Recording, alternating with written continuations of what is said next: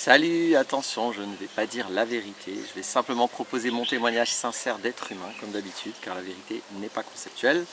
Je vais faire une vidéo d'actualité, c'était un peu obligé finalement, remarque non, mais bon, j'ai décidé d'être obligé d'évoquer l'actualité du coronavirus et du confinement, juste pas parce que c'est d'actualité, mais parce que j'ai vécu une petite expérience hier que j'ai eu envie de transmettre, et puis parce que je pense que j'ai quelque chose, en tout cas que j'ai envie d'exprimer sur la question. Alors, je précadre d'entrée que, évidemment, que j'ai toute ma considération pour ce que ça peut représenter comme inquiétude, comme drame pour certaines personnes.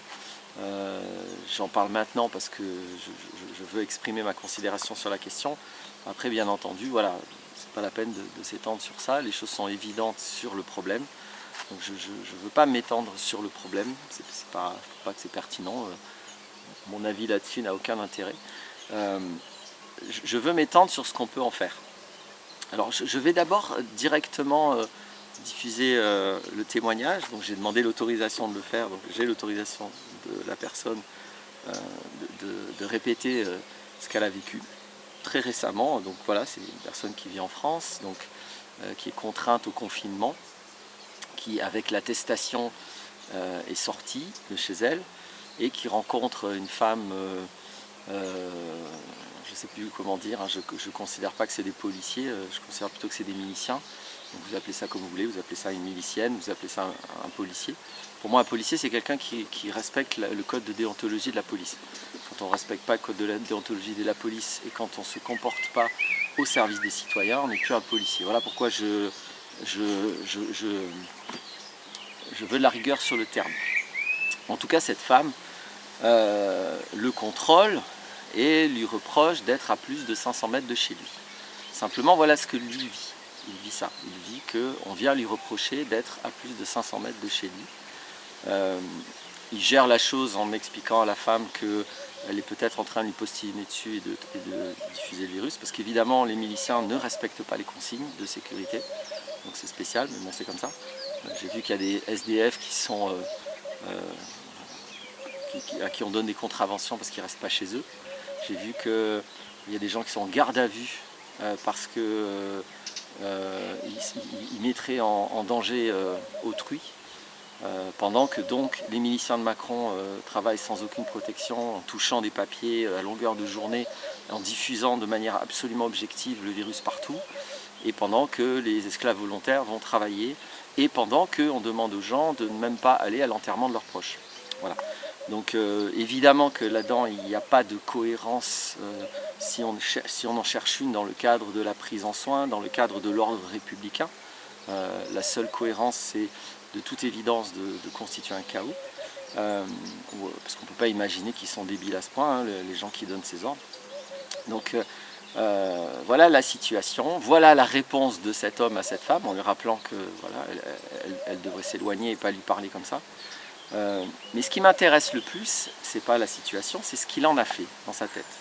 Ce qu'il me dit, c'est ça, en gros, il me témoigne que pour lui, là, une ligne rouge a été franchie. Il me dit, plus jamais de ma vie, je veux qu'un autre humain me dise que je suis à plus de 500 mètres de chez moi. C'est quelque chose, je ne veux plus jamais le vivre de ma vie. Et il me dit, moi, dès que les frontières sont ouvertes, je me casse. C'est pas possible. Je refuse de tolérer, d'accepter, de me soumettre à une situation comme ça. Pour moi, c'est pas pensable, c'est pas imaginable. Voilà son témoignage, voilà comment lui, psychologiquement, il a traité, comment il s'est positionné avec cet événement qui est relativement anodin dans la situation actuelle, puisque n'importe qui aujourd'hui qui sort de chez lui en France de manière légale sera contrôlé donc par ses fonctionnaires, pareil, non, enfin, par ses miliciens, je vais assumer mon terme. Donc, c'est pas parce qu'ils contrôlent qu'ils sont miliciens, c'est tout ce qu'ils ont fait aussi avant, de violences policières par rapport aux opposants politiques, aux manifestants, aux grévistes. Ils ont d'ailleurs maltraiter les soignants qui soi-disant maintenant sont de héros. Enfin bref, voilà, les incohérences sont fabuleuses et énormes et terribles et cyniques à pointer sur la situation actuelle. Donc, je ne vais pas trop m'étendre. Moi, ma proposition aujourd'hui, c'est de tout mon cœur de vous inviter à utiliser le temps que vous allez avoir si vous êtes confiné pour décider qu'est-ce que vous allez faire de ça. Moi qui vous parle, j'ai quitté la Macronie avant que Macron soit élu, parce que tout ça était totalement prévisible pour moi. Je ne dis pas que j'avais prévu le coronavirus, etc. Mais pour moi, je n'ai pas besoin de spécificité. Ça me suffit de comprendre qu'il est dangereux de mettre un banquier d'affaires à la tête d'un pays. Je n'ai pas envie de vivre les conséquences, je n'ai même pas envie de savoir ce qu'elles sont. C'est évident que quelles que soient les conséquences du fait de mettre un banquier d'affaires de chez Rothschild à la tête d'un pays, ça va être catastrophique, quels que soient les axes, quelles que soient les situations. Alors là, pire que tout, il arrive une épidémie, donc bien sûr que les conséquences sont encore plus flagrantes, etc. Et justement, j'ai l'impression qu'elles sont pas si flagrantes que ça, en tout cas sur ce qu'on peut en faire.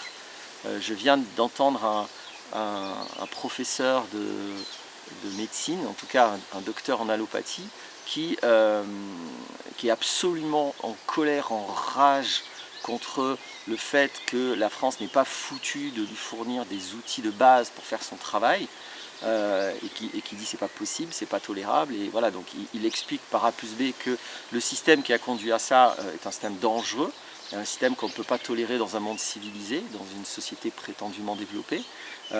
Donc il est très clair sur le mur qui vient de se prendre dans la gueule, qu'il n'avait pas vu venir. Ça on peut se demander comment ça se fait qu'il n'avait pas vu venir.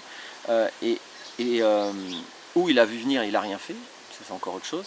Il y a quand même des docteurs qui ont démissionné à la masse, hein, en masse, il n'y a pas très longtemps, donc qui ont vu venir le truc. Hein. Il y en a qui ont quand même dit stop.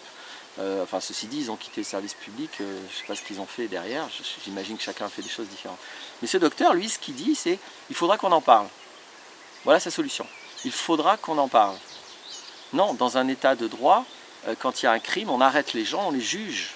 On ne papote pas avec des criminels. Quand il y a un mec qui dévalise une banque, on ne va pas dire écoutez, là ça ne va pas, il faudrait qu'on en parle. Non, quand un mec qui dévalise une banque, on l'arrête, on le met en tôle et puis on le juge. Donc là, les criminels à la tête de l'État, je dis bien criminels parce qu'ils viennent d'avouer leur crime. Hein. L'ex-ministre de la Santé a bien expliqué qu'elle avait menti pendant tout le long, et sur la campagne, et sur le soi-disant coronavirus, puisqu'elle dit au gouvernement qu'on va se prendre un tsunami, et puis elle dit à la télé qu'il est très peu probable que le virus vienne en France. Donc elle avoue qu'elle ment. Le premier sinistre avoue que oui, elle l'avait averti, donc il a reconnu que son témoignage. Et donc on sait qu'ils savaient et qu'ils n'ont pas fait ce qu'il fallait selon leur mission. Il y a un code pénal, ils ont des obligations, voilà. Donc allez voir, hein, il y a plein de juristes et de gens dans le droit qui vous expliquent par A plus B que c'est un crime. Donc c'est pas logique que ces gens ne soient pas arrêtés maintenant. Et c'est pas logique que des gens qui sont supposés être docteurs en allopathie ne comprennent pas c'est quoi un état de droit, c'est quoi un ordre républicain. Quand il y a un crime, on arrête les gens. On ne laisse pas des criminels gérer une situation dangereuse alors qu'il est avéré que non seulement c'est des criminels et qu'en plus ils ont fait pour l'instant que des conneries. Donc ceci étant dit, les choses sont posées maintenant. C'est pas sérieux de s'attendre à ce que cette mafia financière fasse autre chose que ce qu'elle fait. De toute évidence, il n'y a pas un réveil suffisant, non pas du problème, mais des solutions. Il n'y a pas un collectif là qui se dit on va faire une solution. C'est compréhensible parce que tout le monde est la tête dans le guidon par rapport à la maladie. Mais ceci étant dit, voilà mon invitation pour toi qui regarde cette vidéo, qui est probablement confiné chez toi. Tu vas faire quoi quand c'est terminé? Est-ce que cette fois tu as compris dans quel monde tu vis? Est-ce que tu vas prendre des décisions aussi courageuses soient-elles, aussi radicales et aussi productrices de changement soient-elles? Est-ce que tu vas juste rien faire et puis te plaindre de ce qui est prévisible comme drame que tu vivras en conséquence? Si ce drame-là n'est déjà pas suffisant, je te souhaite à toi qui regardes que ça ne te fasse pas un drame dans ta vie, ce qui est en train de se passer. Mais voilà, tout le monde a un entourage. De toute évidence, la France est encore moins préparée que l'Italie à ce qui se passe. Donc j'espère de tout cœur me tromper. Mais là encore, c'est assez prévisible. C'est malheureusement ce qui va se passer en France. Et ça n'est que le début. Donc du coup, ça risque d'être très choquant très traumatisant. Allez voir ce qu'on appelle la stratégie du choc. Il y a Naomi Klein qui a écrit un bouquin là-dessus. On sait qu'il y a des politiciens suffisamment cyniques pour adopter une stratégie du choc. La stratégie du choc, c'est quoi? C'est le simple fait de soit profiter d'un traumatisme massif de la population, soit de créer ce traumatisme massif de la population, soit de faire un peu les deux, c'est-à-dire de profiter d'une situation qu'on aggrave pour créer un traumatisme, et il faut que le traumatisme soit le plus lourd possible. Plus le traumatisme est lourd dans la psychologie, plus il est établi qu'il est facile d'imposer ensuite des contraintes de contrôle, des contraintes de l'ordre fasciste, de l'ordre totalitaire aux gens qui ont été traumatisés. Donc c'est ça la stratégie du choc, c'est instrumentaliser des traumatismes psychologiques de toute une population pour en profiter, pour mettre des systèmes de contrôle plus lourds encore. Et ça marche très bien. Donc on sait qu'il y a des politiciens qui utilisent cette stratégie du choc. D'ores et déjà, Macron, on ne peut pas dire qu'il ne fait rien, puisqu'il a quasiment vendu la poste service public à ses potes. Là, regardez, hein, fouillez un petit peu, vous allez trouver ce qui s'est passé comme transfert de parts. Il a déjà remis en cause les congés payés, donc non seulement il est peu probable que vous ayez une retraite, mais même les congés payés vont être remis en cause. Donc le deal avec le système que vous travaillez, mais que quand même vous avez des vacances et que quand même vous avez une retraite, est en train d'être remis à zéro, ce deal n'existe plus. Donc lui, il travaille, lui, il fait son boulot, qui n'est clairement pas de protéger les citoyens. Donc, étant donné tout ça, toi, tu vas faire quoi? Qu'est-ce que tu vas faire? Là, tu ne peux rien faire. Qu'est-ce que tu vas faire si jamais les frontières se rouvrent? J'ose espérer que oui, mais après tout, j'en sais rien. Qu'est-ce que tu vas faire? Qu'est-ce que tu vas faire derrière? Sachant que moi, pour ma part, je ne vois que deux orientations.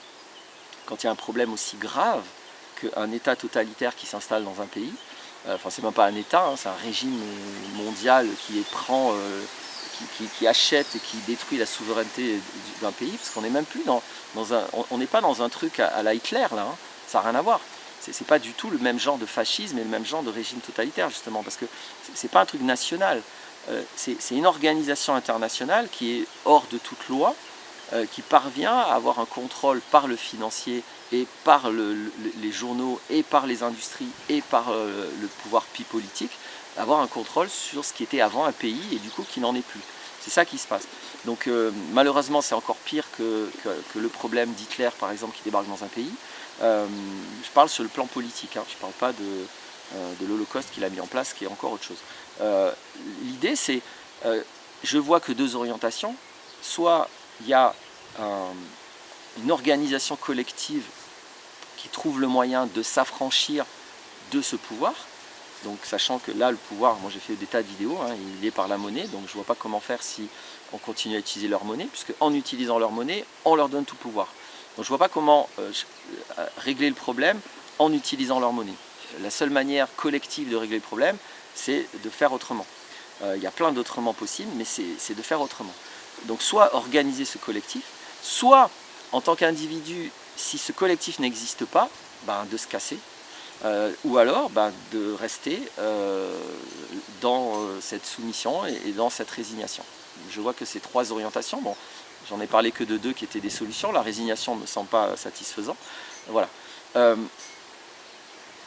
C'est important de comprendre ça, qu'il y a un mouvement, il y a un axe collectif et il y a un axe individuel. Souvent, j'entends des gens qui raisonnent en se disant oui, mais de toute façon, voilà, par exemple, tu fais des vidéos sur YouTube, toi aussi tu participes au système. Oui, cet habit participe au système, la caméra que j'utilise participe au système, le fait que j'utilise Internet, tout ce que j'utilise dans ce système actuel, puisqu'il est totalitaire, participe au système. C'est clair. Donc sur le plan individuel, je ne peux pas intégralement m'affranchir du système. Je peux m'en affranchir partiellement, ce qui est déjà beaucoup. Mais je ne peux pas m'en affranchir intégralement, c'est clair et net, ça ne sert à rien de discuter là-dessus. Donc du coup, en tant qu'individu, je ne peux pas, moi, agir. C'est un problème sociétal, donc il n'y a qu'un collectif et un collectif massif qui peut régler le problème. On ne change pas une société tout seul, ni même avec un petit groupe, ni même avec 1 million de personnes, ça ne suffit pas. Donc il faut un mouvement massif des gens qui ont compris le problème et qui ont au moins plusieurs solutions. S'il n'y a pas ça, pourquoi se résigner? On a quand même un pouvoir individuel de se libérer. De se libérer. Donc là encore, je suis dans une prison, je suis dans une geôle collective avec 50 personnes. Si je vois qu'il y a 30 personnes qui ont une solution pour tenter de s'évader, allez, on tente, à 30 on y va, on essaye. On est ensemble et on essaye de faire quelque chose pour s'évader. Si je vois qu'on n'est que 3 ou que je suis tout seul à vouloir m'évader, je me casse tout seul. Ce n'est pas une fuite. Je vais aussi aborder la question de la fuite parce que ça aussi c'est un raisonnement que j'entends. Oui, mais bon, on ne peut pas fuir, machin. Alors, il faut bien comprendre que la fuite est un processus psychologique. Il n'y a aucune forme qui est une fuite en soi. La fuite, c'est un mouvement psychologique. Qu'est-ce que j'entends par là? Parfois, fuir, c'est rester quelque part. On fuit ses responsabilités. On fuit le fait de faire face à des peurs qu'on a. On fuit le fait de se rendre indépendant, de s'autoriser à vivre, etc. Donc c'est une fuite de nos responsabilités, de notre pouvoir individuel, que de rester là parce qu'on a peur de l'inconnu. Et là, quand on reste quelque part par peur de l'inconnu, c'est une fuite. Bien sûr qu'une fuite, ça peut aussi être le fait de partir, de s'enfuir. Alors premièrement, moi, si là maintenant j'ai 3 tigres qui viennent vers moi, je m'enfuis. Et j'ai aucun problème avec la fuite. Donc dans certains cas, premièrement, la fuite, je ne vois pas de problème avec, je n'ai pas de jugement moral sur la fuite. Deuxièmement, ce n'est pas forcément une fuite si je vois des tigres tranquilles qui ne cherchent pas à m'agresser. Je les vois au loin, mais bon, je mets de la distance. Ça ne m'intéresse pas d'aller me confronter au projet d'être le repas de ces êtres-là. Donc il n'y a pas de fuite dans ce cas-là, il y a juste le fait que je n'ai pas envie d'aller au suicide. Et donc je m'éloigne. Donc la fuite, n'oubliez pas, c'est psychologique. Donc quelle que soit votre décision, trouvez une intégrité intellectuelle, trouvez du courage et essayez d'éviter d'être piloté par la peur, et puis changez votre vie. S'il y a un tremplin merveilleux qui vous est offert là maintenant, pour voir que la situation est très grave et pour voir que les solutions doivent être aussi importantes, donc à la mesure de la gravité, c'est ça. Donc si jamais le confinement à cause du coronavirus et des décisions politiques doit pour toi être un tremplin pour libérer ta vie, pour devenir enfin libre d'être ce que tu es et de sortir des carcans qu'on t'a mis dans ta culture, dans ton idéologie, et ben génial, génial, moi c'est ça que je veux appuyer. Je veux appuyer que cette situation dramatique, cette situation anxieuse, soit un tremplin fabuleux pour se libérer, pour vivre. Voilà ce que je voulais exprimer. Maintenant, j'espère que ça aidera, c'est mon but. À bientôt pour d'autres vidéos.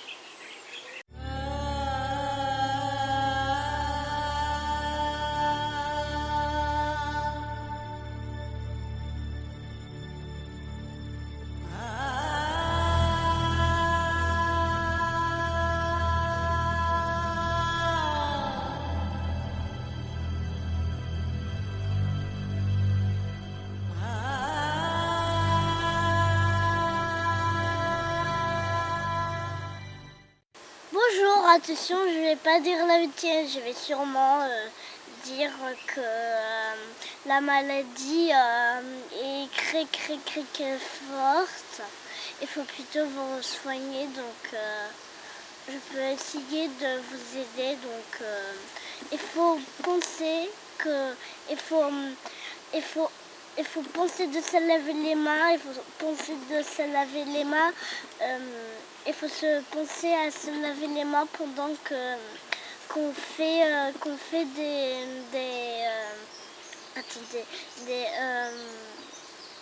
comme on fait les courses. Vous pouvez que aller dans les courses, vous pouvez pas vous balader, mais vous pouvez peut-être faire du sport ici dans notre jardin. Vous êtes le bienvenu. Cet arbre est très beau, vous pouvez essayer de grimper, mais si vous arrivez, je suis très contente que vous êtes ici. Je vous aime. Et la maladie est plus grave.